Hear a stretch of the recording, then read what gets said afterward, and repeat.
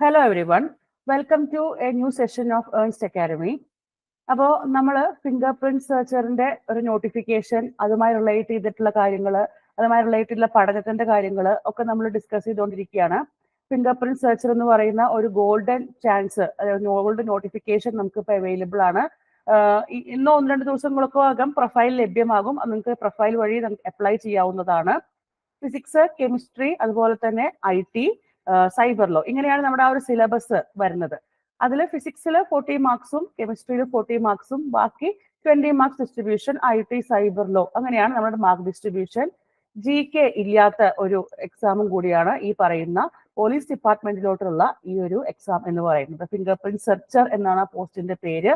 ഒരുപാട് പ്രൊമോഷൻസും നല്ലൊരു പോസ്റ്റാണ്, നല്ല സാലറി സ്കെയിൽ ഒക്കെ ഉള്ള ഒരു പോസ്റ്റാണ് ഈ ഫിംഗർ പ്രിന്റ് സെർച്ചർ എന്ന് പറയുന്നത്. അപ്പൊ അതില് ആക്ച്വലി ഫിസിക്സിന്റെ സിലബസ് ഡിസ്കഷൻ ഒക്കെ നമ്മൾ നടത്തിയിട്ടുണ്ടായിരുന്നു. സിലബസിൽ ഒരുപാട് കാറ്റഗറി, ഏകദേശം ക്വാണ്ടം മെക്കാനിക്സ് വരെ അല്ലെ, പാർട്ടിക്കിൾ ഫിസിക്സ്, ന്യൂക്ലിയർ, അങ്ങനെ ഒരുപാട് കണ്ടന്റ്സ് ആക്ച്വലി ഫിസിക്സിൽ റിലേറ്റ് ചെയ്തിട്ടുള്ള ടോപ്പിക്സിലുണ്ട്. അതിൽ one of the important topic ആണ് ആക്ച്വലി ഈ നാനോ മെറ്റീരിയൽസ് എന്ന് പറയുന്നത്. ഒരു പുതിയ കാല പഠനവുമായി റിലേറ്റ് ചെയ്ത ഒരു ന്യൂ ടെക്നോളജി അല്ലെങ്കിൽ ഒരു ന്യൂ സ്റ്റെപ്പിലോട്ടുള്ള അല്ലെങ്കിൽ നാനോ സയൻസ് എന്ന് പറയുന്ന ഒരു പുതിയൊരു ഫീൽഡിലോട്ടുള്ള ഒരു കാൽവെപ്പാണ് ഈ നാനോ മെറ്റീരിയൽസ് എന്താണ് എന്നറിയുന്നത്.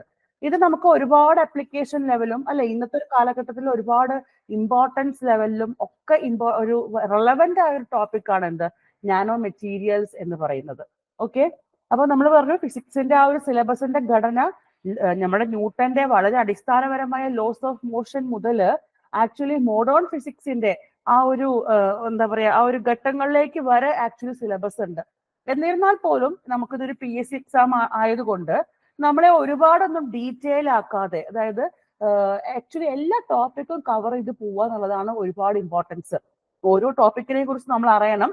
നമ്മളിപ്പോ ഒരു ഡിഗ്രി ക്ലാസ്സിലോ PG ക്ലാസ്സിലോ പഠിക്കുന്ന പോലത്തെ ഒരു പഠനമല്ല ആവശ്യം. അപ് ടു ദ പോയിന്റ്, എന്താണ് ക്വസ്റ്റ്യൻ, എനിക്കതൊന്ന് ആ ആൻസറിനെ പിക്ക് ചെയ്യാൻ പറ്റുന്ന രീതിയിലുള്ള ഒരു പഠനമാണ് ആക്ച്വലി ആവശ്യം. സിലബസ് അത്യാവശ്യം നല്ലൊരു കണ്ടന്റ് ഉണ്ട് താനും.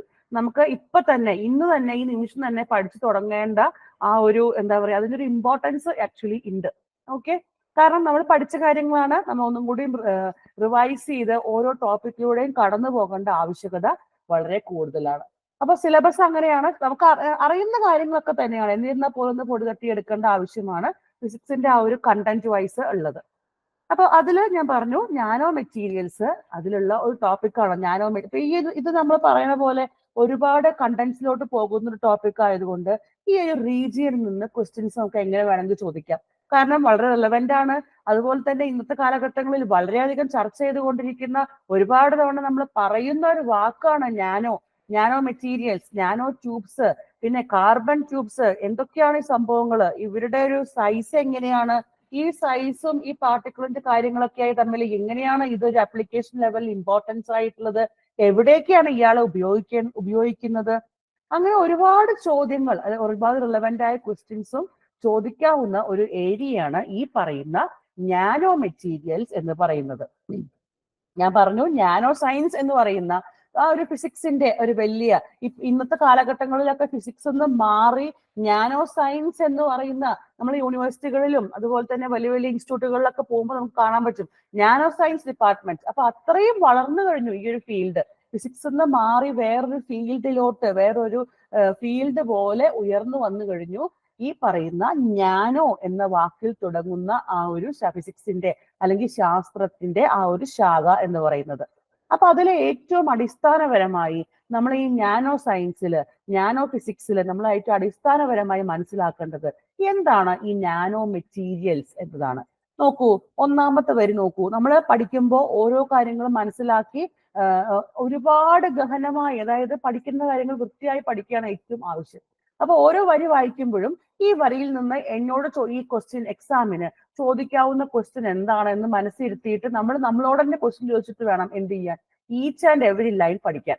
So nano materials are materials having at least one of their dimension in the range of 1 to 100 nanometer. നോക്കൂ, എന്താ പറയുന്നത്, നാനോ മെറ്റീരിയൽസ് എന്ന് പറയുന്നത് എന്താണെന്ന് പറയുന്നത്, അവരുടെ ഡയമെൻഷൻ, അതായത് ലെങ്ത് ആവാം, അല്ലെങ്കിൽ വിഡ്ത്ത് ആവാം, അല്ലെങ്കിൽ ഹൈറ്റ് ആവാം. ഇതിൽ ഏതെങ്കിലും ഒരു ഡയമെൻഷൻ ഏത് റേഞ്ചിലാണ്? 1 മുതൽ 100 nanometre 1 to 100 nanometre. Nanometre range നമുക്കറിയാം. എന്താണ് നാനോമീറ്റർ റേഞ്ച് എന്ന് പറയുന്നത്? 10⁻⁻9 ആണ് അല്ലെ? 10⁻⁻9 ആണ് നാനോ എന്ന് പറയുന്ന റേഞ്ച് എന്ന് പറയുന്നത്. സോ 1 to 100 നാനോമീറ്റർ ഇതായിരിക്കും, ഈ ഒരു റേഞ്ചിലായിരിക്കും നാനോ മെറ്റീരിയൽസിന്റെ ഡയമെൻഷൻ എന്ന് പറയുന്നത്. ഡയമെൻഷൻ എന്ത് വേണമെങ്കിലും ആവാം. ലെങ്ത് ആവാം, വിഡ്ത്ത് ആവാം, ഹൈറ്റ് ആവാം. ഈ മൂന്നിൽ ഏതെങ്കിലും ഒരാള് ഈ റേഞ്ചിലാകും. ഏത് റേഞ്ചിലാകും? 1 to 100 നാനോമീറ്റർ റേഞ്ചിലാകും. ഓക്കെ ആണോ? This range is called the nano scale. ഈ റേഞ്ചിനെ വിളിക്കുന്ന പേരെന്താണ്? നാനോ സ്കെയിൽ അല്ലെങ്കിൽ or nanoscopic or nanometric range. അപ്പൊ ഈ വാക്കുകളൊക്കെ സൂചിപ്പിക്കുന്നത് ഈ 1 to 100 നാനോമീറ്റർ ഈ റേഞ്ചിനെ വിളിക്കുന്ന പേരാണ് nano scale. Nano scale materials എന്ന വാക്ക് കേട്ടാൽ ഈ റേഞ്ച് ആണ്. നാനോസ്കോപ്പിക് മെറ്റീരിയൽസ്, നാനോമെട്രിക് റേഞ്ച് എന്നൊക്കെ പറയുന്നത് ഈ ഒരു റേഞ്ച് ആണ്. അപ്പോ ചുരുക്കത്തിൽ പറഞ്ഞാൽ ഈ ഒരു സ്ലൈഡുമ്പോൾ നമുക്ക് മനസ്സിലാകുന്ന 1-2 കാര്യങ്ങൾ എന്തൊക്കെയാണ്? നാനോ മെറ്റീരിയൽസ് എന്ന് പറയുന്നത് ലെങ്തോ വിഡ്ത്തോ ഹൈറ്റോ 1 to 100 നാനോമീറ്റർ റേഞ്ചിലുള്ള ആൾക്കാരെയാണ് നമ്മൾ എന്ത് വിളിക്കുന്നത്? നാനോ മെറ്റീരിയൽസ് എന്ന് വിളിക്കുന്നത്. ഓക്കെ ആണേ? Then the word nano. Nano എന്ന ഈ വാക്ക് is a unit prefix that originated from the Greek word. Greek വേർഡിൽ നിന്ന് ഒറിജിനേറ്റ് ചെയ്ത ആളാണ് ഈ നാനോ എന്ന് പറയുന്നത്. ആ നാനോ എന്ന് പറയുന്ന ആളുടെ അർത്ഥം എന്താണ്? Actually dwarf or similar. Dwarf or similar എന്നാണ് നാനോ എന്ന വാക്കിന്റെ അർത്ഥം പറയുന്നത്. ഇനി നാനോ, ഒരു നാനോമീറ്റർ നമ്മൾ പറഞ്ഞു നാനോ എന്ന് പറയുന്നത് 10⁻⁻9 റേഞ്ച് ആണ്. ഒരു നാനോമീറ്റർ എന്ന് പറയുന്നത് 10⁻⁻9 മീറ്റർ ആണ്. 10⁻�9 മീറ്റർ ആണ് ഒരു നാനോമീറ്റർ എന്ന് പറയുന്നത്. 1 നാനോമീറ്റർ എന്ന് നാനോമീറ്റർ റെപ്രസെന്റ് ചെയ്യുക ഈ നാനോ എന്നുള്ളതിന്റെ എന്നും മീറ്ററിന്റെ എം, അതാണ് NM എന്ന് എഴുതിയിരിക്കുന്നത്. 1 nanometer is a billionth of a meter. It is represented as 1, it is as a billionth of a meter എന്ന് നമ്മൾ ഒരു നാനോമീറ്ററിനെ റെപ്രസെന്റ് ചെയ്യുന്നു. അപ്പൊ ഒരു നാനോമീറ്റർ എന്ന് പറയുന്നത് 10⁻⁻9 മീറ്റർ ആണ്. അത് ആങ്സ്ട്രമിൽ എഴുതി കഴിഞ്ഞാൽ 10 ആങ്സ്ട്രം ആണ്. ഇപ്പൊ ഒരുപക്ഷെ അങ്ങനെയാണ് നമ്മളോട് ചോദിക്കുന്നെങ്കിലോ ഒരു നാനോമീറ്റർ താഴെ പറയുന്നത് ഏതാണ് എന്ന് ചോദിച്ചിട്ട് അതിൽ ആങ്സ്ട്രമിന്റെ യൂണിറ്റിലാണെങ്കിൽ അത് എത്രയാണ്? 10 ആങ്സ്ട്രം ആണ്. ആങ്സ്ട്രം എന്ന് പറയുമ്പോൾ നമുക്കറിയാം 10⁻⁻10 ആണ് ആങ്സ്ട്രമിന്റെ റേഞ്ച് എന്ന് പറയുന്നത്. 10⁻⁻10 ആണ് അല്ലെ? ഒരു ആങ്സ്ട്രം എന്ന് പറയുന്നത് 10⁻⁻10 മീറ്റർ ആണ് ഒരു ആങ്സ്ട്രം എന്ന് പറയുന്നത്. ഒരു നാനോമീറ്റർ എന്ന് പറയുന്നത് 10⁻⁻9 മീറ്റർ ആണ്. അത് 10 ആങ്സ്ട്രം ആണ് എന്ത്? ഒരു നാനോമീറ്റർ എന്ന് പറയുന്നത്. ഓക്കെ ആണേ? സോ ഈ സ്ലൈഡിൽ നിന്ന് നമുക്ക് മനസ്സിലായ 1-2 കാര്യങ്ങളാണ്. ഒന്ന്, നാനോ എന്ന് പറയുന്നത് ഡ്വാർഫ് അല്ലെങ്കിൽ സിമിലർ എന്നാണ്. ഒരു നാനോമീറ്റർ എന്ന് പറയുന്നത് ഈ റേഞ്ചിലാണ് കാണുന്നത്. ഓക്കെ ആണേ? ഇനി നമുക്ക് ഇതൊരു ഡയഗ്രമാറ്റിക് റെപ്രസെന്റേഷൻ ആണ്. ഇതിൽ ഈ പറയുന്ന നമ്മുടെ ഹ്യൂമൻ എയർ ഏത് റേഞ്ചിലാണ്, അതുപോലെ ബാക്ടീരിയാസ് ഏത് റേഞ്ചിലാണ്, റെഡ് ബ്ലഡ് സെൽസിന്റെ റേഞ്ച് എങ്ങനെയാണ് അല്ലെ, ഒരു യൂറോ കോയിന്റെ റേഞ്ച് ഒക്കെ കാണുന്നുണ്ട്. ഇതിൽ നമ്മുടെ ആൾ എവിടെ കിടക്കണേ? ഇതാ കിടക്കണു. നാനോ പാർട്ടിക്കിൾസിന്റെ ഈ ഒരു റേഞ്ച് നോക്കൂ. ഈ നമ്മൾ പറഞ്ഞ റേഞ്ചിലാണ് നമ്മുടെ നാനോ പാർട്ടിക്കിൾസ് എക്സിസ്റ്റ് ചെയ്യുന്നുണ്ട്. അപ്പൊ ഈ ഒരു നമ്മുടെ ആ ഒരു സ്കെയിലില് ലാർജസ്റ്റ് ടു സ്മോളസ്റ്റ് ആ ഒരു സ്കെയിലില് നാനോ പാർട്ടിക്കിൾസിന്റെ ആ ഒരു റീജിയൻ നമ്മൾ കണ്ടെത്തിയിട്ടുണ്ട്. ഈ ഒരു റീജിയനിലാണ് നമ്മുടെ നാനോ പാർട്ടിക്കിൾസ് എക്സിസ്റ്റ് ചെയ്യുക. ഈ ഒരു റീജിയൻ സൈസിലാണ് നമ്മുടെ നാനോ പാർട്ടിക്കിൾസ് എക്സിസ്റ്റ് ചെയ്യുക. ഓക്കെ? സോ അപ്പൊ നമ്മൾ പറഞ്ഞുകൊണ്ടിരിക്കുന്ന ആരെ കുറിച്ചിട്ടാണ്? നാനോ സയൻസ് എന്ന് പറയുന്ന ഫീൽഡിന്റെ ഏറ്റവും അടിസ്ഥാനപരമായിട്ടുള്ള നാനോ മെറ്റീരിയൽസിനെ കുറിച്ചിട്ടാണ് പറഞ്ഞുകൊണ്ടിരിക്കുന്നത്. Nano materials show unique properties like increased strength. ഈ പറയുന്ന നാനോ മെറ്റീരിയൽസിന് ഒരുപാട് ഗുണങ്ങളുണ്ട്, ഒരുപാട് പ്രോപ്പർട്ടീസ് ഉണ്ട്. അത് ഏതൊക്കെ നോക്കൂ. ഇൻക്രീസ്ഡ് സ്ട്രെങ്ത്, സ്ട്രെങ്ത് കൂടുതലായിരിക്കും. Toughness, hardness, ductility. ഡക്റ്റിലിറ്റി എന്താണ്? നമുക്കത് സ്ട്രെച്ച് ചെയ്ത് വയറാക്കാൻ പറ്റും ബ്രേക്ക് ചെയ്യാതെ. Melting point, efficient electrical properties, magnetic properties, catalytic properties, optical properties and so on as compared to bulk materials. അതായത് ഒരു മെറ്റീരിയലിന്റെ തന്നെ ബൾക്ക് മെറ്റീരിയലിന്റെ പ്രോപ്പർട്ടി അല്ല അതിന്റെ നാനോ പാർട്ടിക്കിൾസിന് അല്ലെങ്കിൽ നാനോ മെറ്റീരിയൽസിന് ഉണ്ടാവുക. പാർട്ടിക്കിളിന്റെ സൈസ് കുറയുമ്പോൾ ആ പ്രോപ്പർട്ടീസിൽ ഒരുപാട് മാറ്റങ്ങൾ, ഒരുപാട് പോസിറ്റീവായ മാറ്റങ്ങൾ, അതായത് പോസിറ്റീവായ ഗുണങ്ങൾ പാർട്ടിക്കിളിൽ ആ ഒരു മെറ്റീരിയൽ എക്സിബിറ്റ് ചെയ്യാൻ സാധിക്കും. അതായത് ഇപ്പൊ ഒരു മെറ്റീരിയലിന്റെ ബൾക്കായിട്ടൊരു സംഭവം എടുത്താൽ ആ ബൾക്ക് മെറ്റീരിയലിന്റെ പ്രോപ്പർട്ടി പോലെ ആയിരിക്കില്ല അതേ സംഭവത്തിന്റെ നാനോ പാർട്ടിക്കിളിന് ഉണ്ടായിരിക്കുക. നാനോ പാർട്ടിക്കിളിന് ഈ പറയുന്ന പ്രോപ്പർട്ടീസ് എല്ലാം കൂടുതലായിരിക്കും. സ്ട്രെങ്ത് കൂടുതലായിരിക്കും, ടഫ്നെസ് ഉണ്ട്, ഇൻക്രീസ്ഡ് ഹാർഡ്നെസ് ഉണ്ടായിരിക്കും, ductility, melting point, efficient electrical properties ഉണ്ടാവും. അപ്പൊ ഇങ്ങനെ ഈ ഒരു എന്താ പറയാ ഈ പ്രോപ്പർട്ടീസിന്റെ ആ ഒരു ഗുണങ്ങൾ കാരണം കൊണ്ടാണ് അയാളെ നമ്മൾ ഇവിടെ എന്നും എപ്പോഴും ഇപ്പൊ എല്ലാ ഘട്ടങ്ങളിലും നമ്മൾ ഉപയോഗിക്കുന്നതും അയാളുടെ ഈ പ്രോപ്പർട്ടീസിൽ വരുന്ന മാറ്റങ്ങൾ കൊണ്ട്, പോസിറ്റീവ് ആയിട്ടുള്ള ഗുണങ്ങൾ കൊണ്ടാണ്. ഓക്കെ, സോ നാനോ മെറ്റീരിയൽസിന് ഒരുപാട് ഗുണങ്ങളുണ്ട്, ഒരുപാട് ഇമ്പോർട്ടന്റ് ആയിട്ടുള്ള പ്രോപ്പർട്ടീസ് ഉണ്ട് എന്നൊരു ഐഡിയ ആണ് നമുക്ക് ഈ ഒരു സ്ലൈഡിൽ നിന്ന് പിടികിട്ടാൻ മനസ്സിലായത്. അതായത് ആ ബൾക്കിന്ന് വ്യത്യസ്തമായി, ബൾക്ക് പ്രോപ്പർട്ടിന്ന് വ്യത്യസ്തമായി നാനോയോട്ട് വരുമ്പോൾ ഒരുപാട് പോസിറ്റീവ് ആയിട്ടുള്ള പ്രോപ്പർട്ടീസ് ഉണ്ട് നാനോ മെറ്റീരിയൽസിന്. ഓക്കെ ആണ്. സോ അപ്പൊ അതൊക്കെയാണ് നാനോ മെറ്റീരിയൽസ്. എന്താണ് നാനോ എന്ന വാക്കിന്റെ അർത്ഥം, എന്താണ് അവരുടെ റേഞ്ച്, എന്താണ് അവർക്ക് പ്രോപ്പർട്ടീസിന്റെ ഗുണങ്ങൾ, എന്തൊക്കെ ഇമ്പോർട്ടന്റ് ആയ പ്രോപ്പർട്ടീസ് ഉണ്ട് എന്നൊക്കെയുള്ള കാര്യങ്ങൾ അതാണ്. ഇനി അടുത്ത് നമ്മൾ പോകുന്നത് നാനോ മെറ്റീരിയൽസിന്റെ ക്ലാസിഫിക്കേഷനിലോട്ടാണ്. ഈ നാനോ മെറ്റീരിയൽസിനെ എങ്ങനെയൊക്കെയാണ് ക്ലാസിഫൈ ചെയ്തിരിക്കുന്നത് നോക്കൂ. നമ്മൾ പറഞ്ഞു അവർക്ക് ഇലക്ട്രിക്കൽ പ്രോപ്പർട്ടീസ്, അങ്ങനെ ഓരോരോ ഇമ്പോർട്ടന്റ് ആയ പ്രോപ്പർട്ടീസ് ഉണ്ട് എന്ന് പറഞ്ഞു. അതിൽ നോക്കൂ, ഇലക്ട്രിക്കൽ പ്രോപ്പർട്ടീസിന്റെ അടിസ്ഥാനത്തിൽ നാനോ മെറ്റീരിയൽസിനെ ക്ലാസിഫൈ ചെയ്തിരിക്കുന്നത് 3 ആയിട്ടാണ്. ഏതൊക്കെയാണ്?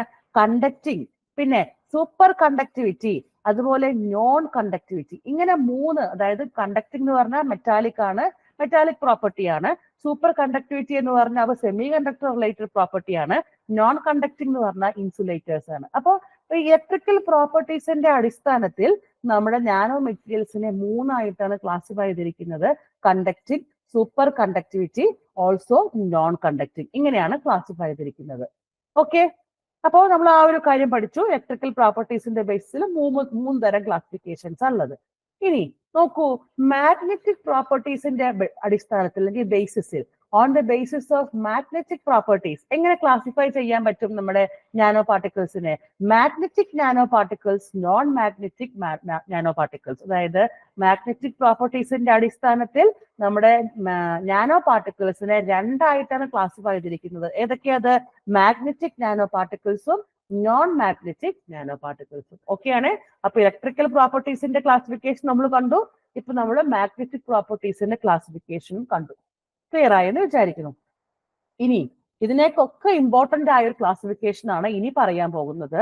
The most commonly adopted method of classification is based on their dimension. ഡയമെൻഷന്റെ അടിസ്ഥാനത്തിലാണ്, ഡയമെൻഷന്റെ അടിസ്ഥാനത്തിലുള്ള ക്ലാസിഫിക്കേഷൻ ആണ് ഈ പറഞ്ഞ ഇലക്ട്രിക്കൽ പ്രോപ്പർട്ടീസിന്റെയും മാഗ്നറ്റിക് പ്രോപ്പർട്ടീസിന്റെയും അടിസ്ഥാനത്തിലുള്ള ക്ലാസിഫിക്കേഷന് അതിനേക്കൊക്കെ ഇമ്പോർട്ടൻസും അതിനേക്കൊക്കെ അഡോപ്റ്റ് ചെയ്യുന്നതുമായിട്ടുള്ള ക്ലാസിഫിക്കേഷൻ എന്തിന്റെ ബേസിസിലാണ്? ഡയമെൻഷന്റെ ബേസിസിലാണ്. On the basis of dimension എങ്ങനെയൊക്കെയാണ് നാനോ പാർട്ടിക്കിൾസിനെ ക്ലാസിഫൈ ചെയ്യുക, നാനോ മെറ്റീരിയൽസിനെ? ഒന്നാമത്തത് zero dimensional nano materials. Important ആണ്. സീറോ ഡയമെൻഷണൽ നാനോ മെറ്റീരിയൽസ് എന്താണ് അവരുടെ importance? Such materials have all the 3 length scales. അതായത് 3 length scale എന്ന് പറഞ്ഞാൽ എക്സ്, വൈ, ഇസഡ് ഡയറക്ഷനിൽ അത് റെപ്രസെന്റ് ചെയ്തിരിക്കുന്നതാണ് നമ്മൾ LX, LY, LZ 3 ഡയറക്ഷനിലുള്ള ആ ഒരു ലെങ്ത്തിന്റെ ആക്സിസുകൾ. Length along X axis LX, length along Y axis LY, length along Z axis LZ. ഈ 3 ആൾക്കും ഇൻ നാനോസ്കോപ്പിക് റേഞ്ച്. അവ 3 സ്കെയിലും ഏത് റേഞ്ചിലായിരിക്കും? നാനോസ്കോപ്പിക് റേഞ്ചിലായിരിക്കും. അത്തരം മെറ്റീരിയൽസിനെ വിളിക്കുന്ന പേരാണ് സീറോ ഡയമെൻഷണൽ നാനോ മെറ്റീരിയൽസ്. അതാണ് എന്ത്? Zero dimensional nano materials. ഈ പറഞ്ഞ LX, LY, LZ ഇവര് നാനോസ്കോപ്പിക് റേഞ്ചിലായിരിക്കും. ഉദാഹരണങ്ങളാണ് കൂടുതൽ ഇമ്പോർട്ടൻറ്റ്. നോക്കൂ ഉദാഹരണങ്ങൾ: quantum dots, metallic nano clusters, nanosphere, nano rod, nano cube. ഇതൊക്കെ എന്തിന് ഉദാഹരണങ്ങളാണ്? സീറോ ഡയമെൻഷണൽ നാനോ പാർട്ടിക്കിൾസിന് ഉദാഹരണങ്ങൾ. അതായത് ക്വാണ്ടം ഡോട്ട്സ് വളരെ ഇമ്പോർട്ടന്റ് ആയ ഒരാളാണ്. ക്വാണ്ടം ഡോട്ട്സ് വളരെ കോമൺ ആയിട്ടൊരു പേരുമാണ്, നമ്മളിപ്പോ എപ്പോഴും കേട്ടുകൊണ്ടിരിക്കുന്ന ഒരു പേരാണ് ക്വാണ്ടം ഡോട്ട്സ്. അപ്പൊ ക്വാണ്ടം ഡോട്ട്സ് എന്ന് പറയുന്നത് നാനോ മെറ്റീരിയൽസിന്റെ ഡയമെൻഷൻ അടിസ്ഥാനത്തിലുള്ള ക്ലാസിഫിക്കേഷനിൽ എവിടെ ഉൾപ്പെടുന്ന ആളാണ്? സീറോ ഡയമെൻഷണൽ നാനോ മെറ്റീരിയൽസിൽ ഉൾപ്പെടുന്ന ആളാണ്. അത് നോക്കി വെക്കണേ. Quantum dot, nano rod, nano cube, ഇതൊക്കെ ഏത് ക്ലാസിഫിക്കേഷന്റെ അണ്ടറിൽ വരുന്ന ആളാണ്? 0 ഡയമെൻഷണൽ നാനോ മെറ്റീരിയൽസിന്റെ അണ്ടറിൽ വരുന്ന ആളാണ്. ഇനി അടുത്തത് നോക്കൂ, 1 ഡയമെൻഷണൽ നാനോ മെറ്റീരിയൽസ്. ഈ 1 ഡയമെൻഷണൽ നാനോ മെറ്റീരിയൽസ് അടുത്ത ക്ലാസിഫിക്കേഷൻ ആണ്. In such materials one of the dimensions is out of the nanoscopic range. എന്ത് സംഭവിക്കുന്നത്? ഒരു dimension, one of the dimension, അയാൾ എന്താണ്? നാനോസ്കോപ്പിക് റേഞ്ചിലല്ല. അങ്ങനത്തെ ആൾക്കാരെയാണ് നമ്മൾ എന്ത് വിളിക്കുന്നത്? 1 ഡയമെൻഷണൽ നാനോ മെറ്റീരിയൽസ് എന്ന് വിളിക്കുന്നത്. ഉദാഹരണം നോക്കൂ, nano wires, nanotubes, etc. are some examples of one-dimensional nanomaterials. One-dimensional nanomaterials ഉദാഹരണങ്ങൾ ആരൊക്കെയാണ്? Nano wires, nano tubes. അപ്പൊ നാനോ വയേഴ്സ്, നാനോ ട്യൂബ്സ് എന്നൊക്കെ പറയുന്നത് നമ്മുടെ നാനോ മെറ്റീരിയൽസിന്റെ ഏത് ക്ലാസിഫിക്കേഷനിൽ വരുന്നതാണ്? 1 ഡയമെൻഷണൽ നാനോ മെറ്റീരിയൽസിന്റെ ക്ലാസിഫിക്കേഷനിൽ വരുന്നതാണ്. അവരുടെ പ്രത്യേകത എന്താ? One of the dimensions is out of the nanoscopic range. ഒരു ഡയമെൻഷൻ എന്ന് പറയുന്നത് നാനോസ്കോപ്പിക് റേഞ്ചിന്റെ ആ റേഞ്ചിൽ നിന്ന് ഔട്ട് ആയിരിക്കും.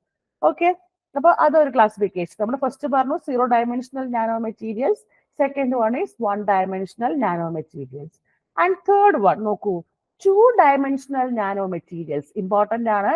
2 dimensional nano materials. In these materials any 2 dimensions, ഏതെങ്കിലും 2 dimension, they are out of the nanoscopic range. ഏതെങ്കിലും 2 ഡയമെൻഷൻ എങ്ങനെയാണ്? they are out of the nanoscopic range ആണ് നമ്മുടെ 2 ഡയമെൻഷണൽ നാനോ മെറ്റീരിയൽസിൽ. അതിന്റെ പ്രത്യേകത അതാണ്. ഉദാഹരണങ്ങൾ നോക്കൂ, nano films, nano sheet. Nano sheets അപ്പൊ എന്ത് ഉദാഹരണമാണ്? ഒരു 2 ഡയമെൻഷണൽ നാനോ മെറ്റീരിയൽ ഉദാഹരണമാണ്. Nano coatings and so on. അപ്പോൾ നമ്മൾ ഈ ഒരു ക്ലാസിഫിക്കേഷനിൽ സത്യം പറഞ്ഞാൽ ആ ഒരു ക്ലാസിഫിക്കേഷനിൽ എന്താണ് അതിന്റെ ഐഡിയ എന്ന് ആക്കണം. അത് ഇമ്പോർട്ടന്റ് ആണ്. അതിന് പുറമെ ഒരു ക്വസ്റ്റ്യൻ പോയിന്റ് ഓഫ് വ്യൂവിൽ ഇമ്പോർട്ടന്റ് എന്ന് പറയുന്നത് ഈ ഉദാഹരണങ്ങൾ, നാനോ ഷീറ്റ്, നമ്മൾ നേരത്തെ പറഞ്ഞ ഓരോ ഉദാഹരണങ്ങളും ഇവരൊക്കെ ഏത് ക്ലാസിഫിക്കേഷന്റെ അണ്ടറിലാണ് വരിക എന്നുള്ളതാണ് എക്സാം പോയിന്റ് ഓഫ് വ്യൂവിൽ കുറച്ചും കൂടി ഇമ്പോർട്ടന്റ്. അപ്പൊ നാനോ ഷീറ്റ്സ് ഏത് കാറ്റഗറിയിലാണ് വരിക? 2 ഡയമെൻഷണൽ നാനോ മെറ്റീരിയൽസിലാണ് വരിക. നാനോ വയർ, നാനോ ട്യൂബ് ഏതിലാ വരിക? 1 ഡയമെൻഷണൽ മെറ്റീരിയലിലാണ് വരിക. ഓക്കെ, ഇനി അടുത്തൊരു ക്ലാസിഫിക്കേഷൻ നോക്കൂ, 3 dimensional nano materials. In these materials all the 3 dimensions are out of the nanoscopic range. ഈ മൂന്നാളും എങ്ങനെയാണ്? they are out of the nanoscopic range ആണെങ്കിൽ നമ്മൾ അത്തരം നാനോ മെറ്റീരിയൽസിനെ വിളിക്കുന്ന പേരാണ് എന്ത്? 3 ഡയമെൻഷണൽ നാനോ മെറ്റീരിയൽസ് എന്ന് പറയുന്നത്. അപ്പോൾ ഡയമെൻഷന്റെ അടിസ്ഥാനത്തിൽ നമ്മൾ നാനോ മെറ്റീരിയൽസിനെ ക്ലാസിഫൈ ചെയ്തതാണ് 0 ഡയമെൻഷണൽ നാനോ മെറ്റീരിയൽസ്. അതിൽ ഉദാഹരണം നാനോ റോഡ്, നാനോ ക്യൂബ്. ഇനി 1 ഡയമെൻഷണൽ നാനോ മെറ്റീരിയൽസ്, അതിൽ ഉദാഹരണമാണ് നാനോ വയർ, നാനോ ട്യൂബ്സ്. ഇനി 2 ഡയമെൻഷണൽ നാനോ മെറ്റീരിയൽസ്, അതിൽ ഉദാഹരണമാണ് nano sheet, nano coating, nano film, etcetera. അപ്പൊ ഡയമെൻഷന്റെ അടിസ്ഥാനത്തിൽ നാനോ മെറ്റീരിയൽസിനെ ക്ലാസിഫൈ ചെയ്തിരിക്കുന്നതാണ് ഇപ്പൊ നമ്മൾ പഠിച്ചത്. അപ്പോൾ ഈ ഒരു സെഷൻ എന്ന് പറയുന്നത് നമ്മുടെ നാനോ മെറ്റീരിയൽസ് അല്ലെങ്കിൽ നാനോ പാർട്ടിക്കിൾസ് എന്താണ്, അവരുടെ ഒരു ബേസിക് ആയ ഒരു ഐഡിയ എന്താണ്, അതുപോലെ തന്നെ അവരുടെ ക്ലാസിഫിക്കേഷൻസ്, വിവിധ തരത്തിലുള്ള ക്ലാസിഫിക്കേഷൻ നമ്മൾ കണ്ടു. ഇലക്ട്രിക്കൽ പ്രോപ്പർട്ടീസിന്റെ അടിസ്ഥാനത്തിൽ, മാഗ്നറ്റിക് പ്രോപ്പർട്ടീസിന്റെ അടിസ്ഥാനത്തിൽ, അതിനേക്കൊക്കെ ഇമ്പോർട്ടന്റ് ആയി ഡയമെൻഷന്റെ അടിസ്ഥാനത്തിൽ എങ്ങനെയാണ് ഈ നാനോ മെറ്റീരിയൽസിനെ ക്ലാസിഫൈ ചെയ്തിരിക്കുന്നത്. അപ്പോൾ കൂടുതൽ ക്ലാസ്സുകൾ നമുക്ക് ആപ്പിലൊക്കെ അവൈലബിൾ ആണ്. ഈ കാര്യങ്ങൾ, ഈ ഇപ്പൊ പറഞ്ഞിട്ടുള്ള ഈ നാനോ മെറ്റീരിയൽസിന്റെ കാര്യം ക്ലിയർ ആയി എന്ന് വിചാരിക്കുന്നു. Thank you.